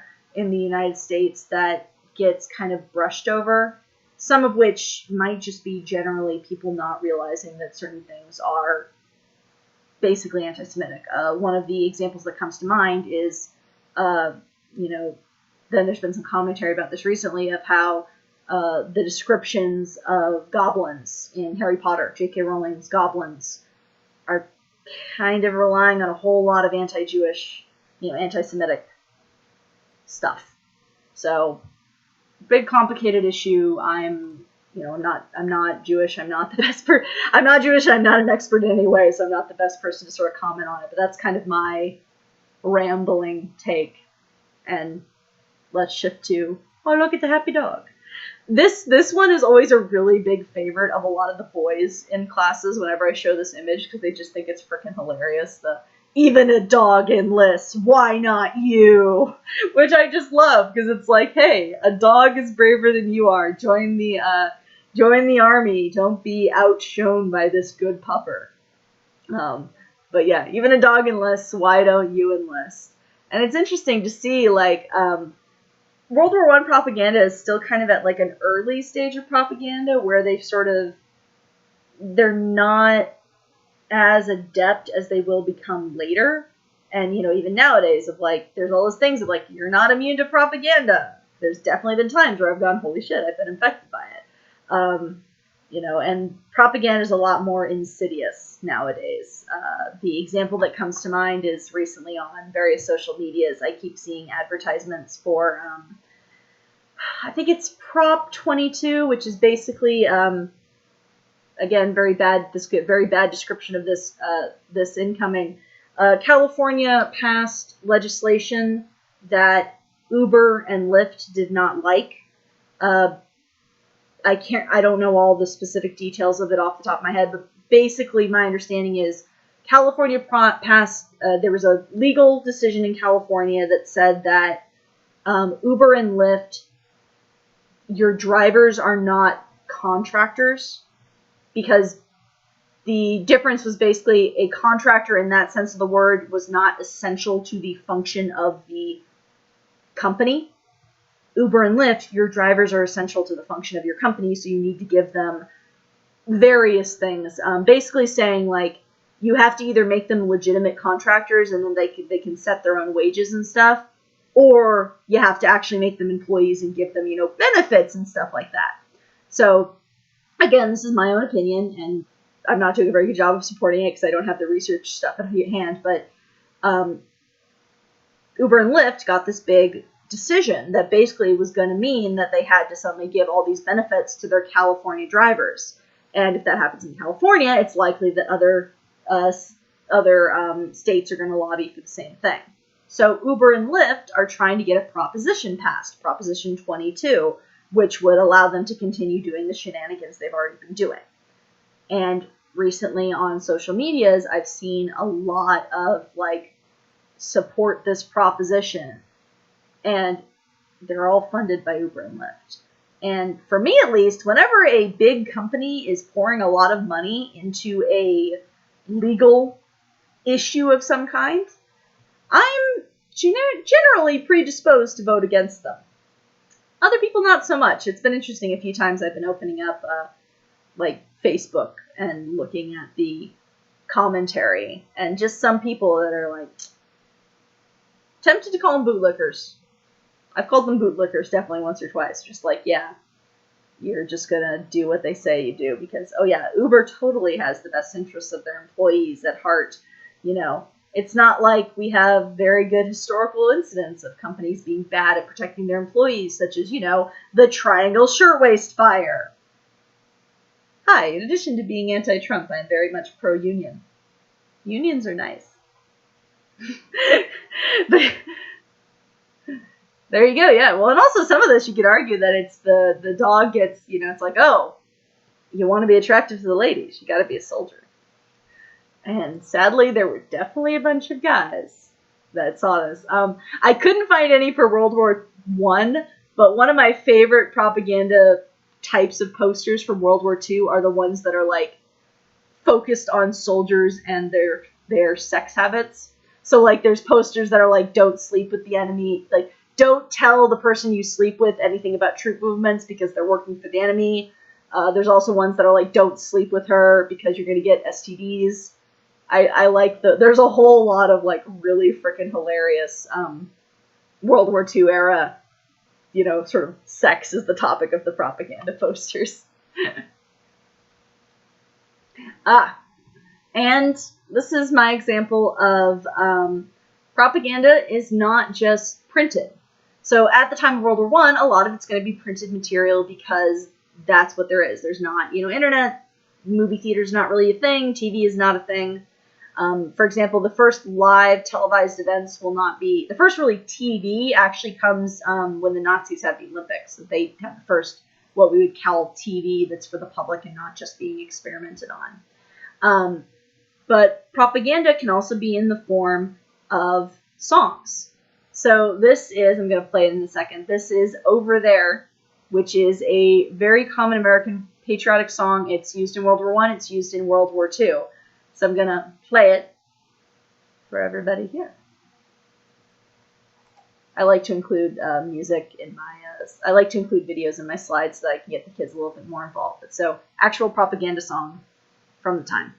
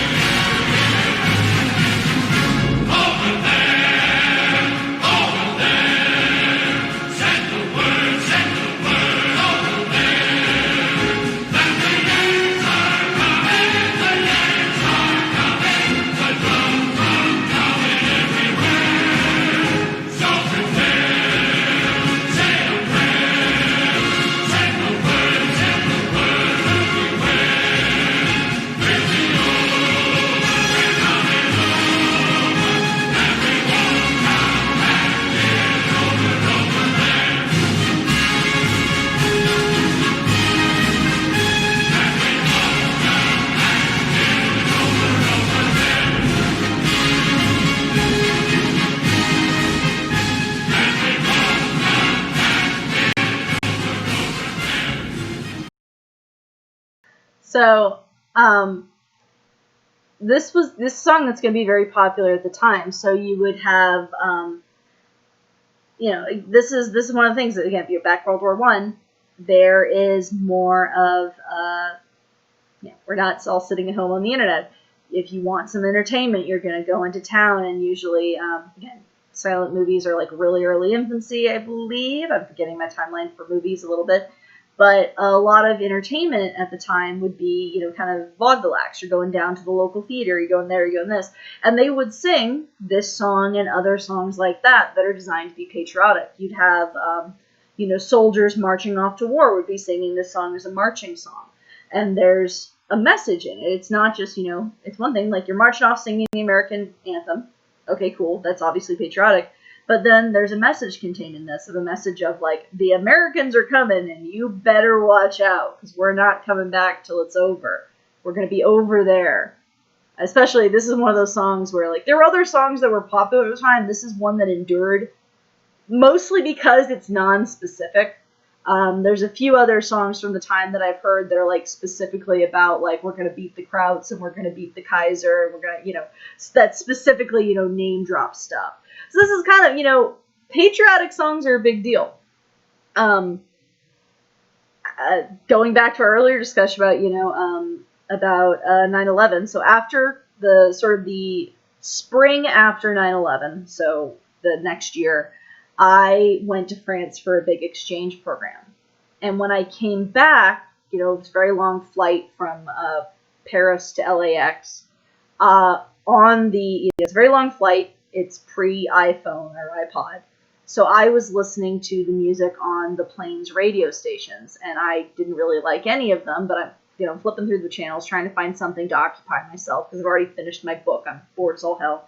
And I stumbled upon they had one channel on the plane's radio that was a country music channel.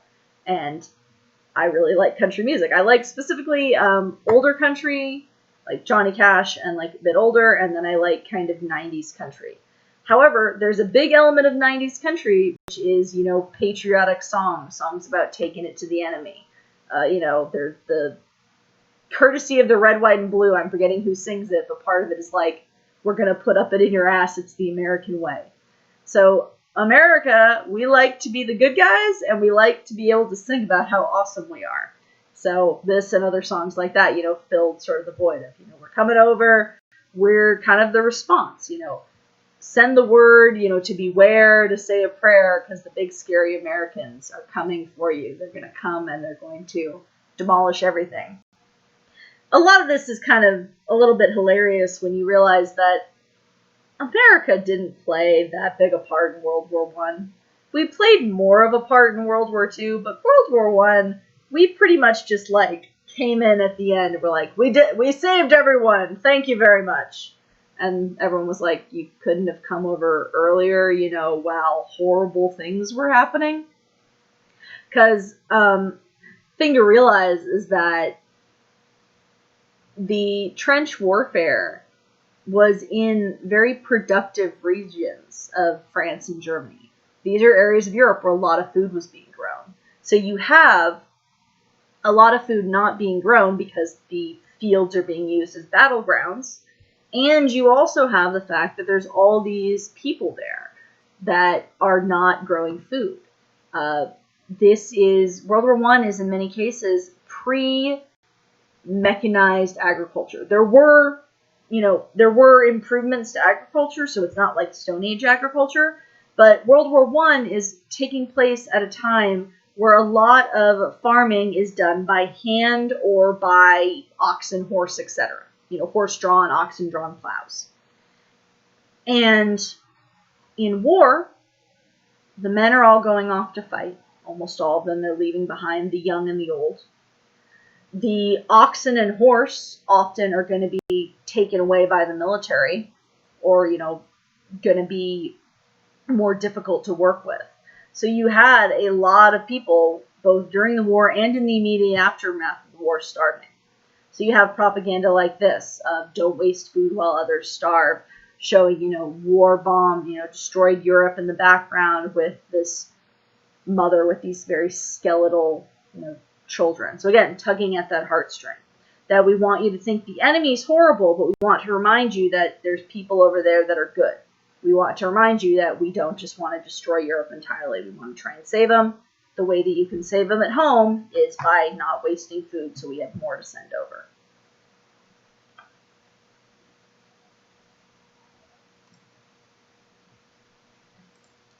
I keep seeing your last message that you just like,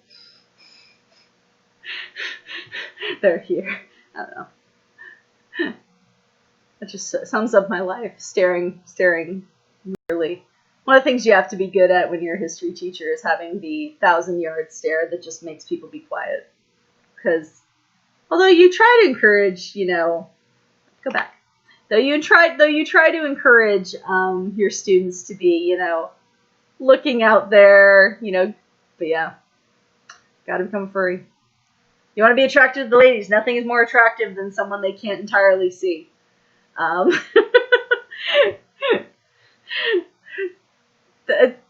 mean, it's one of those that, they're not a whole lot of propaganda about the military. It's just like, hey, the ladies will dig you if you wear this cool outfit. That's kind of is a bad thing in World War I. Specifically, so World War I, the French army, at the beginning of the war, most armies were not wearing, they were wearing what we would now think of as dress uniforms. So nowadays, you picture the army, you might picture like, okay, they've got a nice dress uniform that they'll wear for ceremonies that'll be like all white or, a nice uniform, probably with a hat. And then they'll have the camo. Nowadays, everyone's got the camo. The French army at the beginning of World War I, their outfit consisted of a bright blue kind of jacket shirt that went down, I think it went down farther in the back, so it had like tails in the back, and bright red pants. So bright blue shirt, bright red pants was the French army's uniform at the beginning of the war. Before they even officially changed the uniform, there were people that were wearing different things, because that'll get you shot in about 5 seconds. America, England, to a lesser extent, Germany all had better luck. America and England started off with more of kind of the brown-green uniform color, so they were a little bit more camouflaged. Germany had some brown, had some green, and I think higher-ups had like blue. So World War I was one of the first wars in which the need for a uniform changed. Previous wars, so before World War I, the reason that you had a uniform was the same as in a sports game. So in sports, you wear a uniform because you want to be able to tell very quickly who is on your team and who is not on your team. So previously in war, it was you just run at each other, usually. So you want to make sure that the person you're attacking is not on your team. So all of the uniforms for that point were usually very brightly colored and very, very easily distinctive. So, there's the British, you'll see a lot of history stuff with, England having the reds, the very bright colors. World War I marks the point where you start wanting to be able to blend in. You still want to be able to tell who the other side is, but it's not as important as, if you're in the trenches, the other side is whoever's across the trench from you. And it's, more wanting to be camouflaged, not wanting to be shot immediately by snipers and stuff like that. And that's why, nowadays, if you look at the uniforms, the combat uniforms of armies, most of them look, pretty much the same. It's that kind of camo pattern. Maybe, you've got variations like desert camo or, different camo colors, but differently. Talking about anatomy in a monotone voice is very good. For me, I just sort of pause. I try not to resort to it, but every now and then, I really don't like the, and the students all go, clapping games and stuff. Or I just don't like them. They feel really juvenile to me, but I have done that a few times with those, or like the, if you can hear me clap once, if you can hear me clap twice sort of thing. I tend to, sometimes I'll go be just dramatic and silly and make them laugh at me or what have you. I also have just a loud voice, so sometimes I'll just ask a question in a loud voice, but, and you've always got to change up what you do. But yeah, even more propaganda. This one's interesting. You can tell it's a little hard to see in this reduced, but it's like a flag. So this isn't just like a poster, it's like an actual like fabric flag. So, buy fresh fish, save the meat for our soldiers and allies. So meat apparently transmits better. Yeah, they feel too infantile, but sometimes you kind of have to resort to it. It's one of those that, you know, and I've actually made some, I've sort of used that to a bit, is that I've actually like used that as a disclaimer of like, I feel this is really beneath you and beneath me. I'd like to talk to you as adults or like as young adults. I tend to make a lot of off of that. And at least in the past year, I thought I'd gotten really good at sort of, if I'm moving, like sort of being able to command attention of the room a little bit better. But there's always times where you're going to have to resort to, you know, something. One I'm a little bit more comfortable with is like this, or like something like, you know, like just kind of like, you know, I usually won't do like the one finger, like shh. I'll usually do like a few fingers, like kind of like, you know, like kind of a signal. One of those things working on. And it's a little bit different now because the job that I'm starting next Wednesday is going to be online. It is online teaching. I am going to be going into the school to, I think Wednesday I'm mostly just going to be getting set up, so, you know, getting the various, you know, here's your school email, here's this, here's that, you know, onboarding stuff. But the teaching is going to be, at least for now, it's entirely online. I don't know they're doing something along the lines of, they have Zoom meetings they're expected to attend like as if they were going to each class. And then I think, so they have those like Monday, Tuesday, Thursday, Friday, and then Wednesday is a work day with like teachers having office hours, I believe. I'll know more about it next Wednesday. I just got there quick. Because I interviewed, and at the end of the interview they gave me a job offer. So yeah, so I get to deal with Zoom, or they might use Google Meet. I don't know the specifics of how exactly, but it's that kind of setup. I've had to deal with that before though. The school that I was teaching at this past school year went to online learning around March. So I'll have a little bit less wiggle room in that apparently the school has a specific way they want to do it, but the students have been doing it, and I'm in general kind of better. I'm okay with Zoom. It's one of those, I get my tech. You know, I'm not like the most amazing at tech, but I have the ability of sort of going, here's what I need to do. You know, and it is what it is. And hey, it's $150 a day. So money, because long-term sub is by the day. So I think they're using Google Classroom, which I have experience with. I don't believe they're using Blackboard. Again, my experience is that most high schools in California and most schools in California use Google for, at the very least, they'll use it for emails. And most high schools and even middle schools now will have, their kids have an email. And then they use the rest of the Google stuff because it's just easier, and they can get, you know, I think there's a good flat rate. So I don't think they're using Blackboard. They might be. I'll know next Sunday. I'll have a little like, here's what's happening in my classroom. So again, a whole lot of posters. So many of the posters. Again, this is an element of, when I'm looking at propaganda posters from World War I, I'm looking primarily at English and American posters. Part of that is due to the fact that I don't speak German. I speak French very badly. Yeah, price. Price is always a thing. It's, you know, it's one of those, they'll use whatever they have the best price on, and I know Google. I know how to make Google work, so I'm not too worried about it, you know. And I'm sure I'll have a little bit of wiggle room at least, because at least the school that I'm going to be teaching at, even though I'm going to be going in like maybe a week or two, going into the school and teaching online. The reason I'm going into the school is just because they want to get me onboarded. Their union has argued and has let it be that people can teach from home.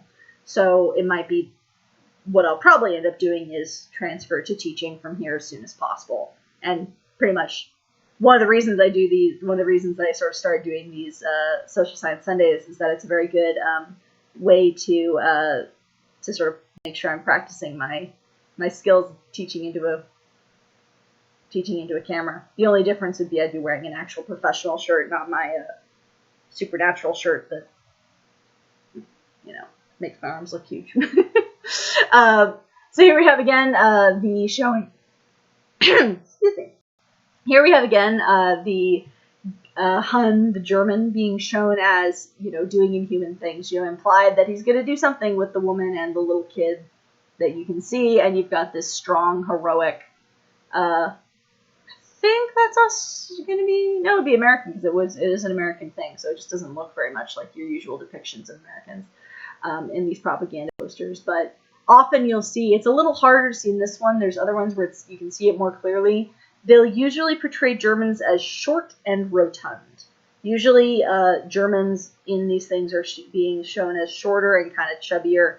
You can kind of see that a little bit if you sort of look at the way his body is drawn compared to the way that the American's body is drawn. But again, halt the Hun, buy government bonds. But most of these are going to have, this is intended for someone with money to buy bonds, but it would also be really easy for someone to see themselves in this position of like, I'm going to be protecting these poor, innocent, defenseless people. And I think we're getting toward the end of our propaganda stuff, as well as I didn't review this before I started. Save gasoline. It's a war necessity. Don't spill any. Don't permit leaks. Don't use for washing. Don't run engine while standing. Don't leave tanks or cans open. Don't waste lubricating oils. Stop the leaks and save the drops. So gasoline, very important part of World War I. More important in World War II. World War I, you do have your sort of early... There's tanks in World War I, but they're really early tanks. They're not used as much as like kind of tanks in World War II. They're not Mongolian. Germans, the Hun was how Germans were referred to. I'm forgetting why. There's a reason why it was the Hun. I think it might have been a little bit of comparison to Mongolians, but the Hun was used for German. I want to say maybe it's Hussar or something. There's some word, but I can't remember off the top of my head, unfortunately, why exactly it is that Hun was used to refer to Germans. Interesting to point out that I always get at least one question of this from students is they go, don't use gasoline for washing. An early way of doing dry cleaning involves gasoline. I don't know the specifics of how exactly it works, but kind of one way to do dry cleaning uses gasoline. And so you could do home dry cleaning like that. Nowadays, everyone just sends their stuff out for dry cleaning, and I don't think it uses gas, but so save gasoline, ration everything. So many things being rationed, and sometimes it's stuff that you wouldn't expect to be rationed. Again, I have a whole rationing thing that I do for World War II that I actually have like old ration books, and I have like an activity where I have students practice. But yeah, the Hun is a name for Germany, and now I'm trying desperately to remember why it is that Germans were called the Huns. I'm gonna have to refresh my memory and remember why the heck were Germans called Huns. Which now, as I'm saying it, because I was recently watching a whole bunch of anti-MLM videos on YouTube, my mind thinks Hun, like, Hun, like short for honey. Germans.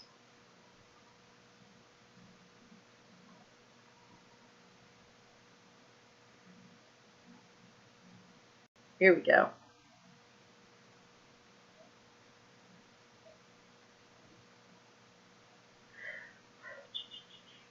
Okay. Okay, figured out why it was. Refresh my memory. So the reason why Germans are called Huns, in a speech that Wilhelm II, who's the leader of Germany, Wilhelm II is the leader of Germany. In 1900, he gives a speech where he is sending off soldiers to go deal with the Boxer Rebellion in China. So Germany is sending soldiers to go help out with the Boxer Rebellion because the Boxer Rebellion is killing Christians, is the simplified version. And in that speech, he made a reference to Attila the Hun. So I think he compared, so he made a speech where he talked about Attila the Hun. He said, so he's talking to German soldiers, and he says, When you meet the enemy, he will be defeated. No quarter will be given. No prisoners will be taken. Those who fall into your hands are forfeit to you. Just as 1,000 years ago, the Huns under the king Exitil made a name for themselves, which shows them as mighty in tradition and myth, so shall you establish the name of Germans in China for 1,000 years in such a way that a Chinese will never again dare to look askance at a German. So William II, leader of Germany, had said, you, my soldiers, are going to be like the Huns, like spreading terror. So, and it's making reference to the savagery of the Mongol hordes, the Hun, Attila the Hun, the Mongol hordes. So, Germans started sort of using that as their own. There were letters sent home that were called letters from the Huns, and the speech was widely reported. So basically, German propaganda picked up on that. So it is referring to the Mongols. It's comparing Germans to specifically the purported brutality of the Mongols. So beat back the Hun, beat back the Germans with Liberty bonds so they're not sinking ships and destroying it. And again, you can sort of see, even though we don't see much of the German soldier in this image, they're being portrayed as they're kind of slightly off. Like there's something like the face is kind of larger than you would use. It's not like a handsome face. It's not a completely grotesque face, but it's not a handsome face.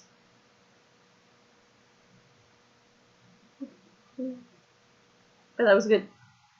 Because I remember a lot of stuff that I do. So whenever I do these history things, I'm not as prepared as I would be when I was giving it in a lesson, because I'm used to giving this in a sequence of events where I've known that it's coming. So like the night before, I can like refresh my memory. Can't really do that as much when you're doing, by popular choice. And this is connecting here. This one here is connecting back to something I talked about earlier, which is the role of women in World War I. When we think of women in wartime, we think of Rosie the Riveter. That's World War II. Something at the beginning of the World War I unit, I tell my students, I go, you're going to hear me say you're thinking of World War II very often. Or like wrong World War very often. Because we get World War I and World War II. It's easy. It's kind of easy to get the two mixed up. So World War I is not as, and you asked it, which is fun because it makes me think. You ask different questions than students would. Because like when I talk about this with students, I usually just go, oh, Huns is a reference to Germans. It's what they would call, it's one of the things they call them. And it works because, hey, I get to learn more. And that's why I became a teacher, because I get to teach people and I get to learn more myself. So World War I was not as big in the side of women going to war or going into the wartime industries, but it did happen. Again, soldiers, you see in here, there's a soldier going off to fight with a gun over his hip. So the woman steps in to run some kind of factory job, specifically making munitions, making ammunition. So there was a movement of women entering the workforce in numbers that had not been seen previously, in ways that had not been seen previously. But overall, it has more of an effect in World War II. Some of that is due to the fact that America entered the war late. So, the big images that we think of Rosie the Riveter, that's an American image. This is more of, I don't know specifically, but I'm willing to bet this is a British, because it's been a while since I put together these slides, but this is, British. So it was happening in England, but there was more of a return that happened afterwards. Come on.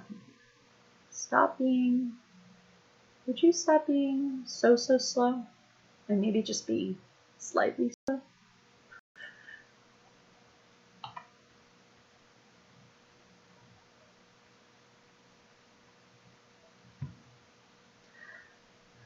There we go. Oh, this one. So this is one that I go into in a little bit more detail because it's an image that has more to unpack, also because it's a little bit harder to see. I'm sure there's a better version of it out there. Unfortunately, I haven't been able to find a better version of this. So this is the whole thing, and then I'm going to put some zoomed up on the side. So again, whole thing, now zooming in so you can actually see. After a Zeppelin raid in London. But Mother had done nothing wrong, had she, Daddy? Prevent this in New York, invest in Liberty bonds. So it's a little hard to make out, but there is a body on the pillow. If you I'm tracing it with my mouse right now. That's the outline of the cross. So implying that there's Zeppelin raids. Yes, Zeppelins were used for bombing runs. Again, when we think of war in the air, we think of like, amazing dogfights. That's more World War II. World War I did have battles in the air, but airplane technology was still really, really young. So the majority of airfare in the sky is going to be Zeppelins dropping bombs. It's not planes dropping bombs, it's Zeppelins dropping bombs mostly. And then there were dogfights between, for example, the Red Baron is the example of a very famous German pilot. So air warfare is really early on in its development. It'll reach more of like kind of an area we're used to by World War II. But there were Zeppelin bomb raids on London. The reason there weren't plane raids on London is that at this point, planes couldn't go that far over the English Channel. But Zeppelins could, because Zeppelins are just giant balloons.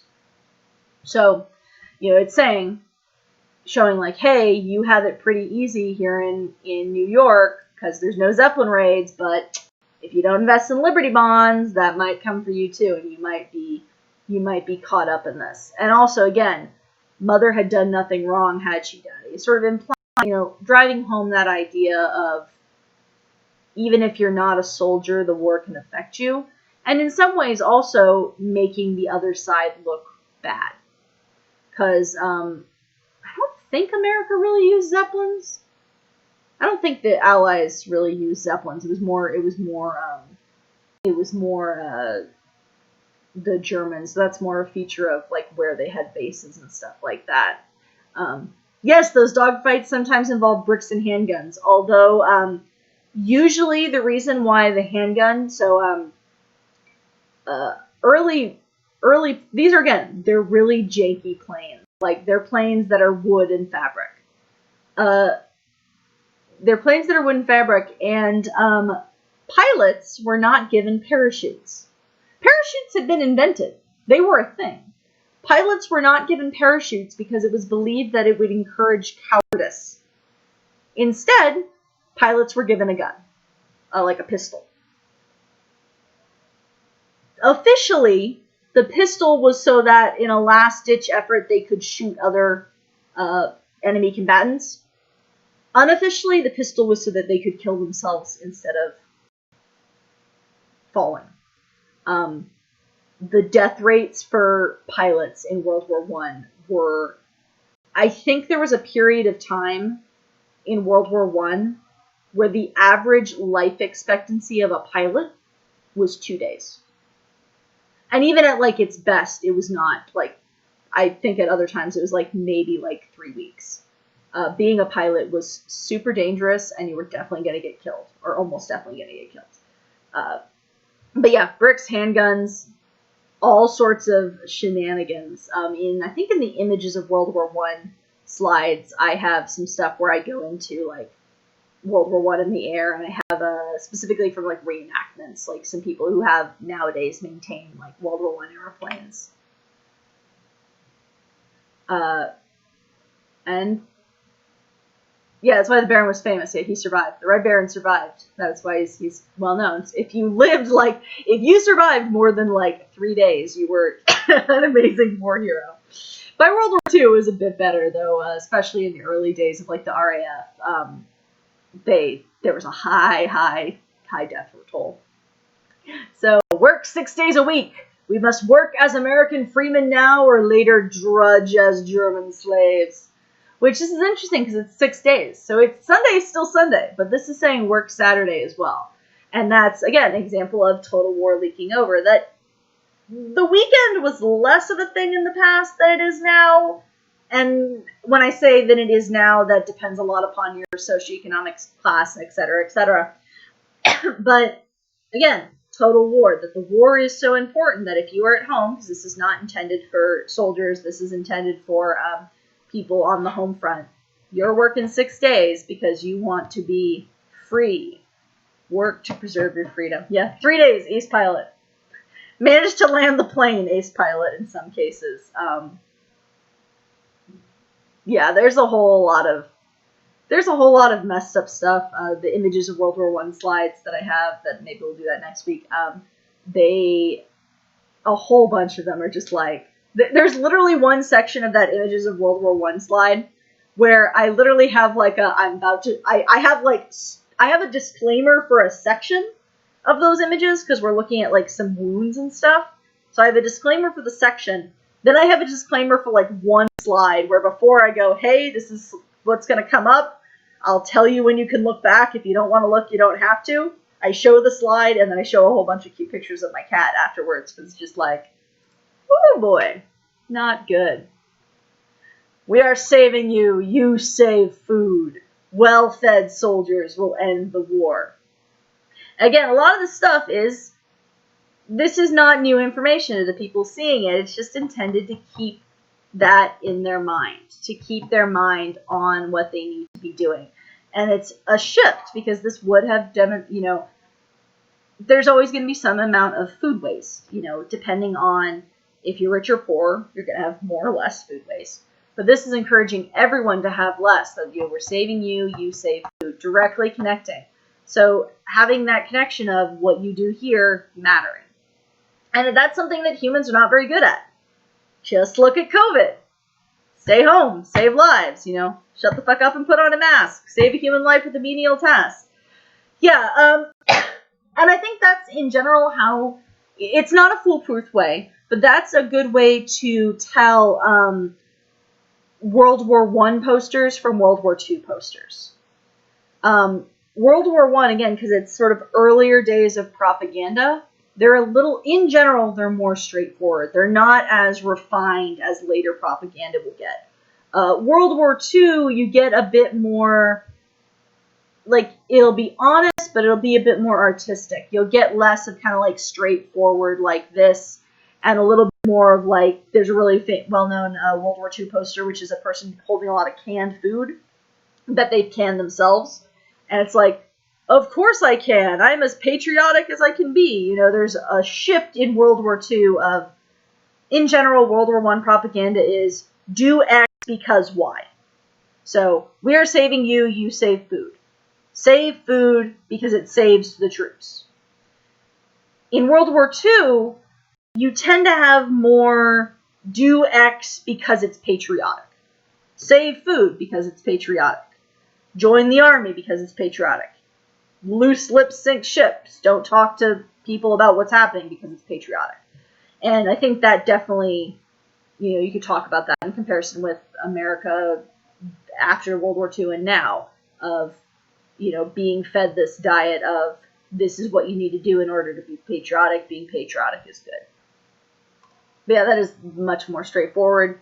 A lot of them, they're very, World War I propaganda is very kind of straightforward, that it's, provided you know what to look for, you can very easily, so, even like, I put this into some made-up language, you'd still be able to, you go, oh, German hat, these are the Germans, these must be our friends, will you fight now or wait for this? Okay, so I need to get up and fight before they're in, my home, in my city, fighting.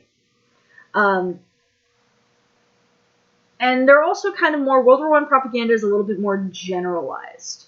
So, for example, this could refer to a specific incident. I don't know if it refers to a specific incident. But it's more generalized, that you'll get more in general. Before this happens here, as opposed to like, World War II, you get a bit more of like, the Germans did this, we need to stop them. That it could change sort of, not moment by moment, but, as the course of the war went on. And I think that is. So that is the last image slide. And again, if I was doing this with actual students in actual, if I was doing the actual students, actual class, there would be an assignment that they have to do. So, for example, again, for each image, they would have to describe it in words, which I always try and do because they're really bad at it, or at least they were last year. So I was trying to be like, what are you seeing? Describe it in words. Who is the intended audience? And I'll give examples of like men, women, people who would join the army, people who are cooking, people who have money. So who's the intended audience? Who is this propaganda poster trying to target? What does the propaganda poster want them to do? And then at the end, I ended off with, I can set up the slide so it automatically shifts through the images, every so many seconds. and I have them do a little short write, because one of the things that you're always wanting to focus on as a teacher is getting your students to not just write, but to write academically, I guess is the word I'm going to use, of not just like one syllable answers. So like I usually have the prompt of the images that you've seen, which do you feel is the most effective and why? And then which do you feel is the least effective and why? And backing up their response with that. But yeah. So let me get. So computer crashes and burns just as I try. Write and understand. Yeah. Specifically, a lot of the writing that I try and get students to do is opinion writing. So one of the things I found is really, really difficult to do is to get high schoolers, especially if they're younger high schoolers. So last year I was teaching mostly freshmen, is to get high schoolers to have an opinion, just having an opinion in general, and then supporting it. When I say that, I mean having an opinion about something historical. Because again, what I was working, and this is going to depend upon, the specific high school, but what I was working on last year was I had students who their middle school history teacher, I apparently would just lecture at them and have them just write down exactly what she said. And it was one of those that she would be telling them, like, this is what you need to think about this. So she didn't really teach it as like a opinion forming, as gathering evidence, etc., which is not a good skill. You want to be using, history and everything else you want to be using as opportunities to practice skills. So I try to have a lot of incidences in classes where I'm asking them kind of low, I previously called it like low pressure opinions. So I'll ask them like that, like, of these propaganda, which one do you think was the most effective? Which one do you think is the least effective? And try to encourage them to, back up their opinions. That I have just a lot of students who they're concerned, and one of the things I say a lot to my students is I go, hey, it's an opinion question. On an opinion question, the only wrong answer is not putting any answer at all. And I'll usually say that enough that hopefully by the end of the year I'll go, it's an opinion question, what does that mean? And have everyone go, oh, the only wrong answer is no answer at all. And then I can get more into, the specifics of like, okay, you have this opinion, let's see you support it. Oh, you realize that you can't, and you realize that you can't have that opinion with that support, let's work on that. And when I'm doing interviews for job positions, I'll always connect that with, open up YouTube, type in any current thing that's going on, and you're going to find a billion different opinions on it.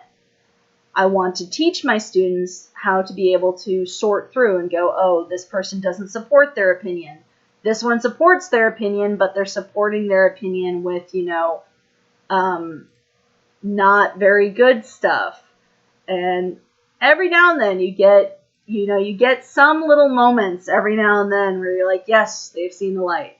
You also get a lot of moments where you're like, oh, kid. Where,